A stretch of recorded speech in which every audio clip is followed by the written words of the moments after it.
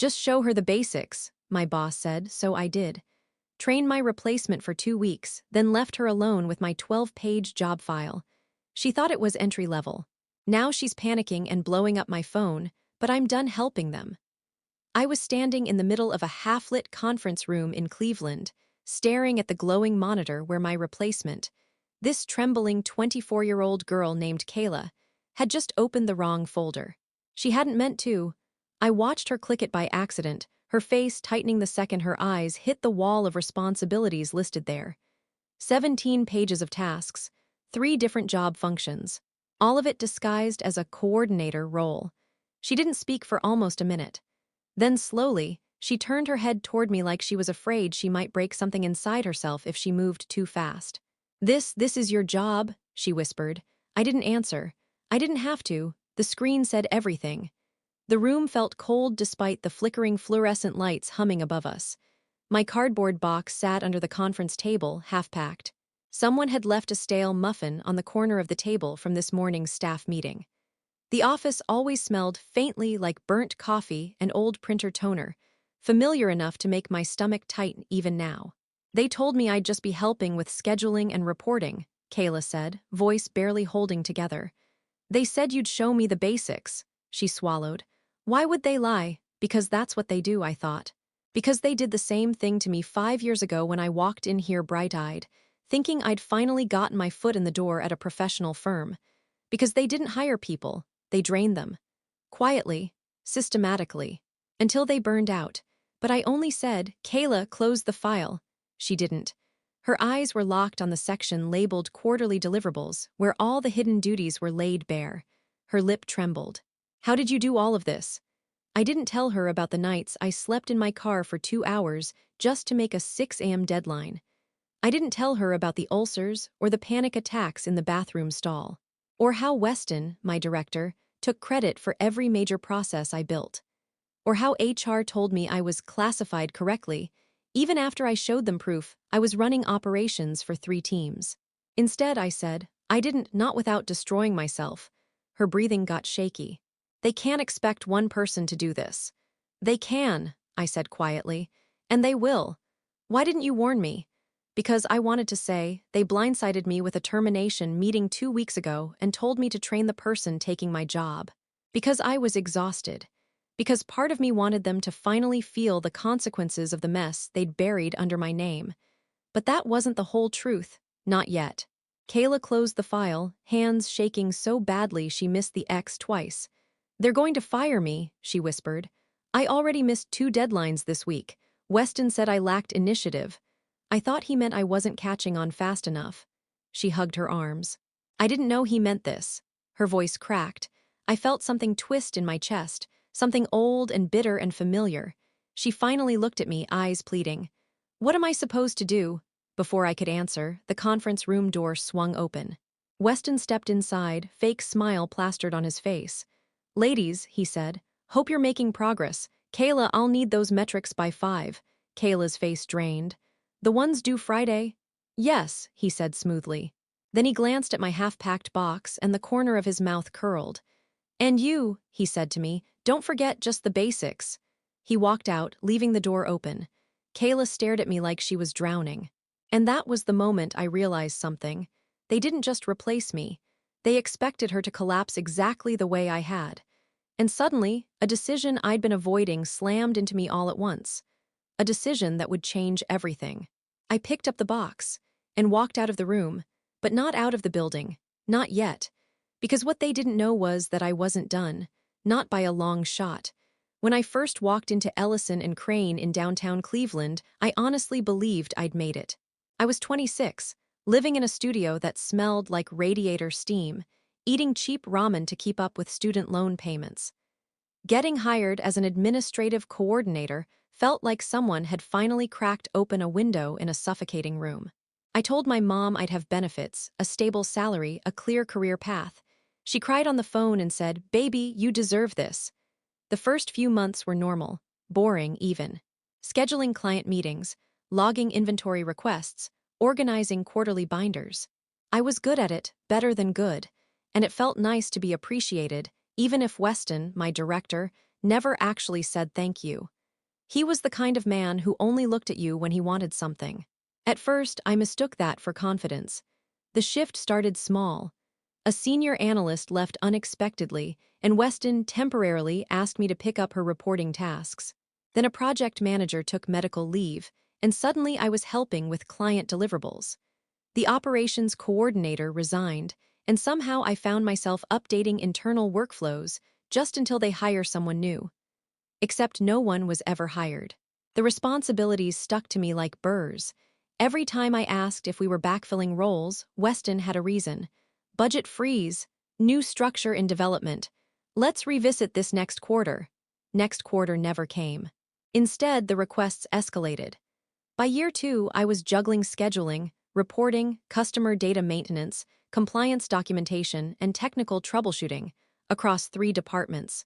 I remember sitting in my car one night outside the office at 11:40 p.m., hands shaking on the steering wheel, because I genuinely couldn't remember the drive home from the night before. I was running on caffeine, adrenaline, and fear of falling behind. My doctor diagnosed me with stress-induced gastritis. I brushed it off. Everyone works hard, I told him. It's just a demanding season. But seasons change. This didn't. I kept telling myself that if I just pushed through a little longer, someone would finally notice. Someone would reward the effort. Someone up top would say, "Lavana, we see everything you're doing." But when Weston noticed anything at all, it was to present a polished version of my work to senior leadership with his name on it. I tried to justify it. That's just how corporate works, I told myself. But each time it happened, it carved out another piece of me. 3 years passed. My hair thinned from stress. I developed a permanent tightness in my chest. My mom said I sounded hollow on the phone. When she saw me in person, she asked if I was eating. I lied. The final straw came last fall. I walked into a meeting with Weston and HR carrying a 20-page report. It detailed everything. My hours, my workload, market rates, documented contributions, the money I'd saved the company. I'd rehearsed every word, telling myself I deserved to advocate for myself. Weston didn't even look at the report. He leaned back, hands behind his head, and said, "We simply can't adjust compensation mid-year, but your dedication hasn't gone unnoticed." That was the moment I knew the truth. My dedication was the problem. As long as I kept carrying the load, they'd keep piling it on.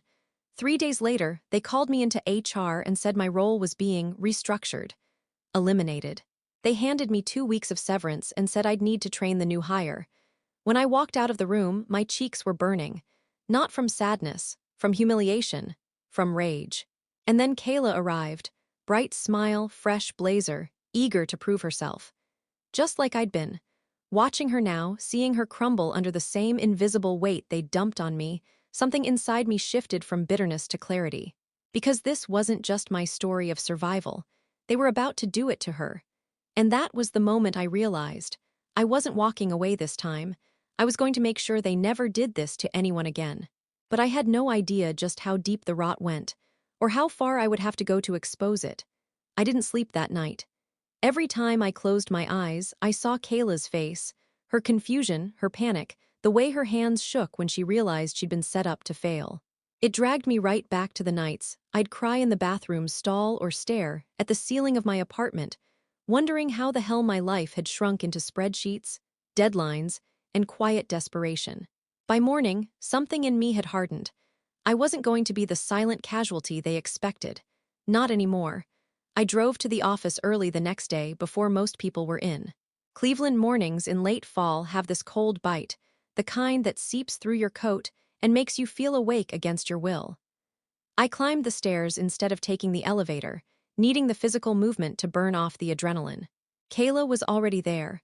She sat at her desk with her head down, elbows on her knees, hands pressed to her forehead.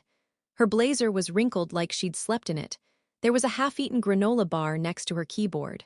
A coffee she probably didn't even taste. She didn't hear me walk up. "Hey," I said softly. She flinched, wiping the corner of her eye. "I'm good," she said too fast. "Sorry. Just a rough morning. Did Weston give you more deadlines?" She let out a small laugh, this broken, humorless sound. "He sent an email at 2 in the morning. Wanted customer analytics ready for his leadership call today." She paused. "I don't even know where those files are." Of course she didn't. Weston had spent years keeping knowledge siloed so no one could challenge him, or worse, replace him. Information was power, and he hoarded it like a dragon. Did you ask for clarification? I asked. He said I should show more initiative. There it was. The line. The same one he used on me whenever he wanted something impossible but plausible enough to avoid accountability. I understood then, Kayla wasn't just overwhelmed.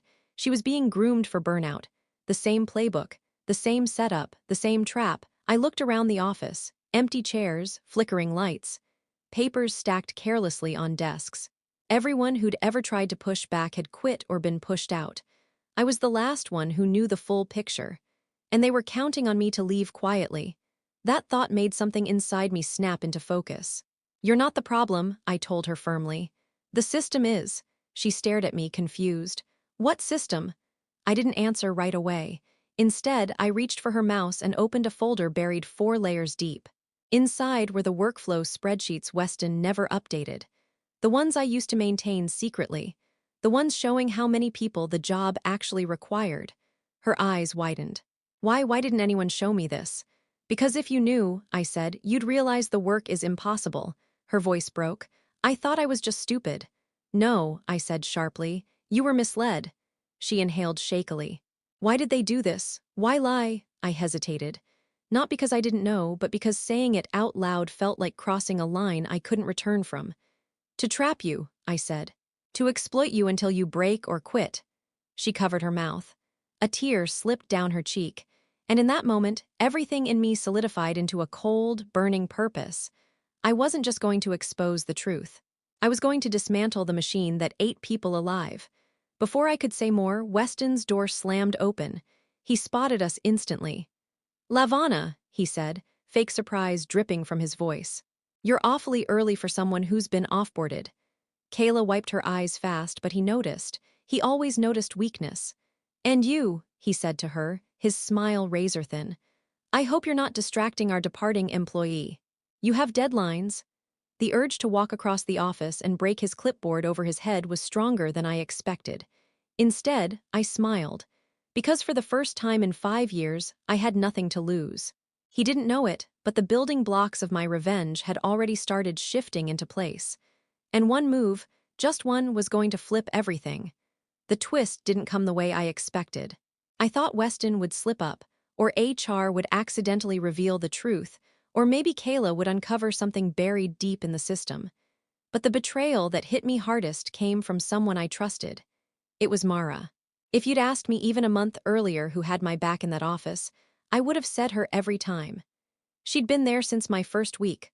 Older, calm, the type who brought muffins to team meetings and whispered jokes when leadership was being insufferable. We weren't exactly friends outside the office, but in a place like Ellison and Crane, having someone who didn't want to see you drown was practically sacred. So when she called me into a small, private huddle room after Weston's little performance that morning, I followed her without hesitation. The room was freezing. The ceiling vent was always blasting. She shut the door behind us and took a deep breath like she was about to deliver bad news she didn't want to say. Lavana, she murmured, I need to tell you something. Her voice was trembling a little. My stomach dropped. What's going on? She hesitated, glancing at the door like someone might be listening. Then she leaned in. They're not done with you, she whispered. You need to be careful. What does that mean? I asked. Her eyes softened with pity. Management is saying you've been interfering with the transition. And Weston told HR that you've been destabilizing Kayla. My jaw tightened. Destabilizing? He's the one who dumped 3 jobs on her. I know, she said quickly. I know, but that's not how he's framing it. She swallowed. He wants HR to open a misconduct file on you. He's saying you're refusing to hand things off cleanly. I felt like the floor shifted under my feet. That's a lie. I know, she whispered again. But there's more. She reached into her bag and pulled out a folder, thin, but enough pages to make my pulse spike. She opened it, and I recognized the header instantly, Internal Performance Documentation. My name. Where did you get this? I asked. Her hands shook. Renner left it on the printer. Inside were meeting notes, fabricated ones. Claims that I'd failed to complete tasks, that I'd caused delays, that I'd withheld information from the team. But the real blow wasn't the lies. It was the signatures. Weston's, Reneur's, and Mara's, my breath caught. You signed this. She closed her eyes, shame crawling across her face. They cornered me. They told me if I didn't confirm the documentation, they'd put me on a performance plan. So you agreed to help them push me out. I didn't have a choice, she whispered desperately. I have a mortgage. I can't afford to lose this job. I stepped back from her, my chest tight. It wasn't just the betrayal. It was the realization that they'd played this game long before my termination meeting. They were building a case to bury me, to erase me, to make sure no one believed a word I said if I ever spoke up. I tried to warn you, she whispered, tears in her eyes. I thought you'd walk away. I thought that was safer. I stared at her, everything inside me going numb and sharp at the same time. You should have known I wouldn't. She wiped her face with her sleeve. Then you need to know something else. HR has a meeting scheduled with Weston tomorrow morning. He plans to claim you created the 17-page requirements document to sabotage the department. Ice washed over me. He's blaming that on me. He's framing you as resentful, Mara said, as someone who's trying to burn bridges on your way out. I felt the betrayal settle into something cold and focused. Thank you, I said. My voice was steady in a way that scared me. For telling me, she nodded weakly, please be careful. I walked out of the room, but inside something clicked with deadly precision. They'd set the trap years ago. But now I finally knew the truth. They weren't just trying to replace me. They were trying to destroy my credibility entirely. And that meant one thing. My revenge wasn't personal anymore. It was war. I didn't go home after leaving the office.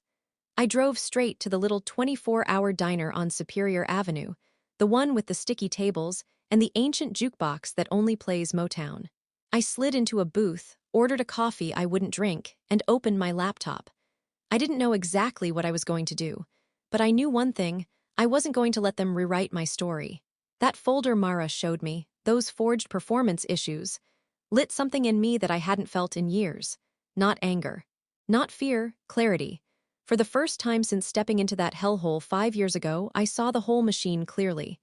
The lies, the silencing, the rewriting of truth, how they relied on confusion and burnout to keep people from pushing back. They thought I'd be too exhausted to fight. They didn't know I'd been documenting them for years. I pulled open a hidden folder I'd created ages ago, back when the gaslighting had gotten so bad I needed proof just to reassure myself I wasn't imagining things. Emails with timestamps, screenshots of directives, versions of reports showing my work overwritten with their names, the entire change log of system access history they never realized I had. I'd collected everything. Because deep down, I always knew I might need it one day. Still, going nuclear too soon would backfire. They were prepping to discredit me, meaning I couldn't present anything unless I was absolutely sure it would land with impact. And there was Kayla to think about. I wasn't going to let that girl get crushed in the same gears that had chewed me up. So the question became, what plan hurts them the most while protecting the people they prey on? I stared at my screen until it hit me. They couldn't be taken down with emotions.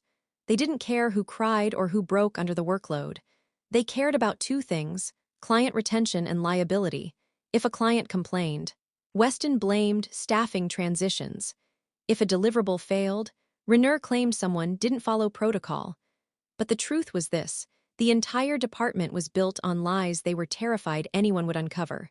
So I decided to expose it the only way corporate predators can't wiggle out of. In writing, documented, structured, professional, unemotional, unassailable. I began drafting a comprehensive workflow analysis, not like the one I'd created internally years ago, but something sharper. Cleaner, impossible to dismiss. A document that detailed each role's actual tasks, realistic time requirements, workload projections, staffing to output ratios, documented risks. If roles remained, consolidated examples of deliverables missed due to understaffing, financial impact, estimates. Nothing sensational. Nothing emotional. Just facts. Facts that would carve away every excuse they'd ever used to justify the exploitation. And then I prepared a second document, a timeline of all tasks they'd erased my name from. Multiple versions, side by side, truth in black and white. By the time the sun rose over the lake, my hands were stiff and my coffee was cold. But the core of my plan was set. I was going to walk back into that office, not as their victim, not as the woman they tossed aside, not as someone they could smear. I was going back as the one person who truly understood how their entire false kingdom was built. And I wasn't going to burn the place down in a blaze of fury. No, I was going to take it apart brick by brick, starting with Kayla. Because if I wanted to beat them at their own game, I needed her to understand exactly what they were doing to her. Around 8 a.m., the office lights flicked on as people trickled in.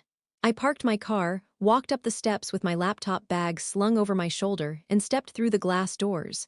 Kayla stood at her desk, pale and shaking. "Weston wants me in a meeting," she whispered. "He said it was urgent. I think he's going to blame the missed deadlines on me." I set my bag down gently. "Not today," I said. "We're doing this my way now." Her eyes filled with confusion. "What are you going to do?" I smiled, cold, steady, unafraid. "Expose the truth." Because what she didn't know, what no one in that building knew, was that by the time today was over, the first domino would fall. And once it started, they wouldn't be able to stop anything. I thought the first domino would fall exactly where I planned. I thought I would be the one to push it. I imagined walking into HR with my documentation, dropping truth like a hammer, and watching Weston and Rainier scramble under the weight of their own lies. But that's not what happened. The second twist came from someone I never expected to have power, Kayla. It started when she didn't show up for Weston's urgent morning meeting. He stomped out of his office, angry and theatrical, scanning the floor like she was a kid who'd wandered off in a grocery store. "Has anyone seen Kayla?" he demanded. I didn't move, didn't blink. 5 minutes later, she walked in through the glass doors, flushed, breathless, and shaking, but not from panic this time. From adrenaline. "I need to talk to you," she whispered to me, pulling me aside. Her hands were freezing. Her voice trembled with this mix of fear and defiance I recognized way too well. "Where were you?" I asked. She swallowed. "The regional office." My heartbeat stuttered. "What?" She nodded fast. I didn't plan to, I panicked. "I left here and went to HR at headquarters. I thought maybe someone higher up could help. I didn't know what else to do." Her breath shook. "But when I started talking, they told me they'd already received several anonymous complaints about our department this quarter. They were already watching." My mind spun. "Anonymous complaints from who?" She hesitated. Then she looked up at me with wide, terrified eyes. "They thought the complaints came from you." My stomach dropped. "What did you say?" I asked quietly. Kayla twisted her fingers together. "I told them it wasn't you." A cold, sinking dread formed in my chest. "Why would you say that? Why defend me?" Her answer hit me harder than any betrayal Weston had thrown at me. "Because the dates didn't match," she whispered. "Some of the complaints were submitted before you were even told your position was being cut." She paused, swallowing. "Whoever made them, it wasn't you, it was someone else." For a second, the room tilted. Someone else had been reporting the department, someone inside, but that wasn't even the twist.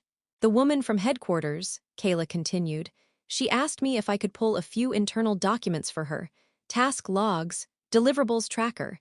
She said they were already reviewing your department's operations and needed more data." My blood ran ice cold. "What did you give her?" I asked. Kayla opened her tote bag and pulled out a thin folder. "I downloaded the deliverable logs from the shared drive, the ones with the timestamp inconsistencies." I snatched the folder from her and flipped it open. And my heart nearly stopped, because it wasn't just missing data. It was edited data. Dozens of deliverables had been backdated, hours inflated, task ownership reassigned. Everything designed to make Weston look competent, and every mistake pinned on someone else. "You didn't do this," I whispered. She shook her head. "I pulled the raw history. The system tracks edits, even if they delete the version." I looked up at her. She didn't know what she'd brought me, but I did. She'd brought me proof of fraud, not just mismanagement, not just exploitation, fraud. And suddenly, the entire puzzle rearranged itself. Weston wasn't just covering his tracks. He wasn't just overworking staff. He wasn't just stealing credit. He'd been fabricating department performance data for years, padding numbers to secure bonuses, hiding failures, manipulating workload optics. Kayla had uncovered the exact thing that could get the entire leadership team fired in a single day. "Kayla," I whispered, the weight of realization settling into my bones, "do you understand what this is?" Her lip trembled. "No. I just wanted to survive." I rubbed my forehead, my pulse pounding. That's when it hit me. The complaints. The timing, the regional office already watching. Someone else knew even before I did. Someone else had been quietly dropping breadcrumbs. And whoever they were, they wanted the truth out just as badly as I did. But they were hiding in the shadows, waiting. And now Kayla had accidentally handed me the match that could burn the whole rotten structure down. I exhaled slowly, everything inside me sharpening. "This changes everything," I said. Kayla looked scared. "What do we do now?" I closed the folder. "We don't go to HR, I said. "Not yet," her voice cracked. "Then who do we go to?" I looked toward Weston's office, where he paced like a man who thought he owned the floor he walked on. "We go to the one person he can't manipulate," I said. "Who's that?" she asked. I turned back to her, a cold, steady fire building inside me. "The people at Regional who have been watching this department for months." Because now I knew the real battle wasn't beginning. It had already begun, long before I ever realized I was in it. I didn't expect the truth to come from Weston himself. But sometimes people get arrogant right before their downfall. They talk too much. They underestimate the person standing in front of them. They think fear still works on someone who has nothing left to lose. It was late afternoon when he called me into his office. Kayla sat frozen at her desk as I walked past, her eyes silently asking if I was sure about this. I was. Weston's office was dim, blinds half closed, that stale cologne he liked lingering in the air. He shut the door behind me with this slow, deliberate smugness that made my skin crawl. "Since you're still hanging around," he said, settling into his chair, "we need to talk." I didn't sit. He leaned back, laced his fingers behind his head the way he always did when he wanted to project dominance, and looked at me with this mixture of annoyance and amusement. Like I was a mosquito buzzing too close to his ear.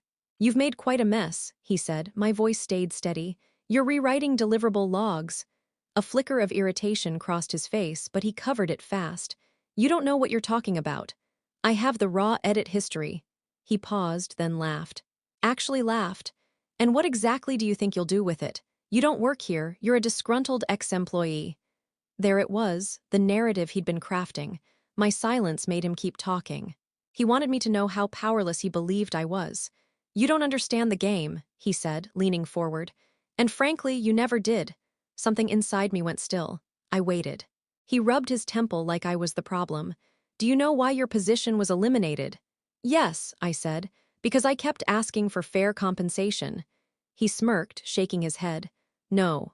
Your job disappeared because you made yourself too useful." That hit me like a slap. "Too useful? You were cheap," he said, voice flat. "Efficient, reliable. You could handle workloads that would require a team anywhere else. Why would we hire 3 people when you did it for the price of one?" I stared at him, my stomach hollowing out. He continued, unbothered. "But then you started pushing back, asking for more money, trying to document your value. That made you a liability." A liability. He said it like he was identifying a broken tool. "You weren't fired because you were bad," he added. "You were fired because you stopped being convenient." I didn't breathe. Then he leaned back, eyes cold. "Let me give you the truth you think you want. People like you, hardworking, eager, insecure, are the backbone of companies like this. And you all break eventually. That's fine. Someone fresh always walks in." Kayla, he didn't have to say her name. I saw the whole playbook reflected in his eyes. Burn out the old one.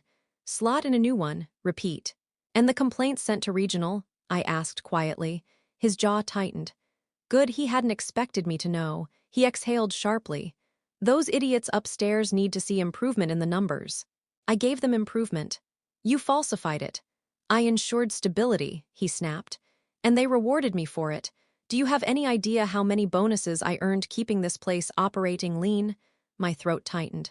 "You destroyed people's health," he scoffed. "People are replaceable."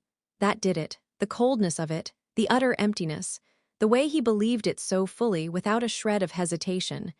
There was no misunderstanding, no pressure from above, no tragic backstory.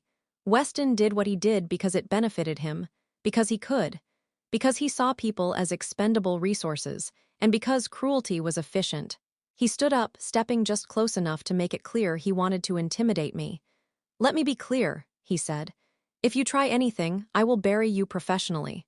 HR already has documentation that says you were erratic, resentful, and unwilling to transition your role. They'll believe me, they always do. I thought I'd feel scared. Instead, I felt calm. Utterly, disturbingly calm. Thank you, I said softly. He frowned. For what? For finally telling me who you really are. He opened his mouth, but I walked out before he could speak. Because for the first time, I understood the full scope of what he'd done, not just to me, but to every single person who walked through those doors. It wasn't incompetence. It wasn't oversight. It was a system of calculated exploitation, engineered by a man who believed empathy was a weakness and people were disposable. And now that I knew exactly what I was fighting, my revenge became absolute. I didn't sleep that night either, but I didn't feel tired. Not anymore. I felt steady. Cold. Focused in a way I hadn't been in years, because now I knew three things: they falsified data. Someone inside Regional already suspected. Kayla had unknowingly brought me the proof they never thought anyone would find. They wanted a war. Fine. I would bring them a quiet one: paperwork, timestamps, truth. The kind of war that crushed men like Weston without leaving a single fingerprint on me. Step 1. Contact Regional directly. I didn't go to lower HR. They were Weston's guard dogs. I emailed the one person he couldn't reach. The regional compliance auditor, a woman named Evelyn Todd, whose name I'd only seen on policy memos. I wrote a clean, emotionless summary. I attached the falsified deliverable logs, the raw edit histories. Kayla pulled screenshots of directives that contradicted reporting copies of documents with my work scraped and replaced staffing ratios versus workload analysis. 5 years of quietly archived evidence, no accusations.